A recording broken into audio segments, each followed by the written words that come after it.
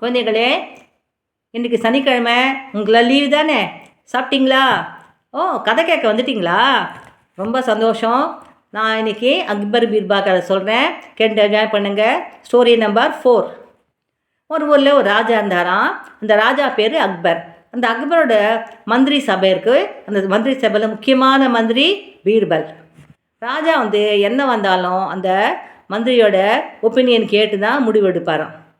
அது மாதிரி இருக்கும்போது ஒரு நாள் ராஜா என்ன பண்ணாராம், அந்த மந்திரி கிட்ட கடவுள் நேரடியாக பூமிக்கு எதுக்கு தன்னோட பக்தர்களை காப்பாற்றுறாரு, தங்களோட தூதர்களை அனுப்பலாம், தேவதையை அனுப்பலாமே அப்படின்னு கேட்டாராம். அதுக்கு அந்த பீர்பல் என்ன சொல்கிறாரா, இந்த கேள்விக்கு நான் பதில் இப்போ சொல்லலை, கொஞ்சம் யோசிச்சு நான் அப்புறமா சொல்கிறேன் அப்படின்னு சொல்லிட்டு போயிட்டாராம். அப்புறம் கொஞ்ச நாள் கழிச்சு அந்த அக்பர் தன் ஃபேமிலியோட குழந்தைகள்லாம் அழைச்சிட்டு ஒரு கங்கை நதியை கடக்கிறதுக்கோசரம் படகுல, அதாவது போட்டில் ஏறிண்டு போகிறாரு. கூட பீர்பலும் போகிறார். இந்த பீர்பல் என்ன பண்ணுறாரு, ஒரு ஆழமான பகுதிக்கு வரும்போது இந்த குழந்தைகளில் ஒரு குழந்தையை தூக்கி கடற்குள்ளே போட்டுறாரு. இதை பார்த்தோன்னே அந்த ராஜாவுக்கு ரொம்ப கோவம் வந்துடுது. முட்டாளே, இந்த காரியத்தை நீ எதுக்கு செஞ்ச நான் அப்படின்னு சொல்லிட்டு தானே குதித்து அந்த குழந்தைய காப்பாற்றினார்.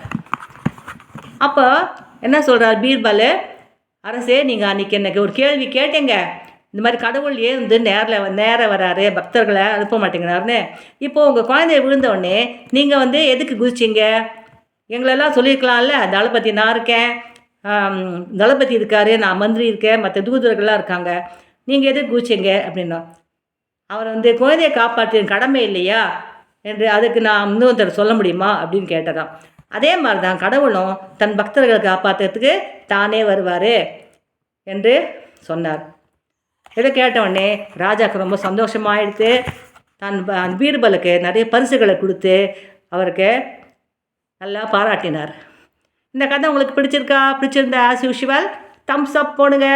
தேங்க்யூ. கீதா முரளி, பாய்.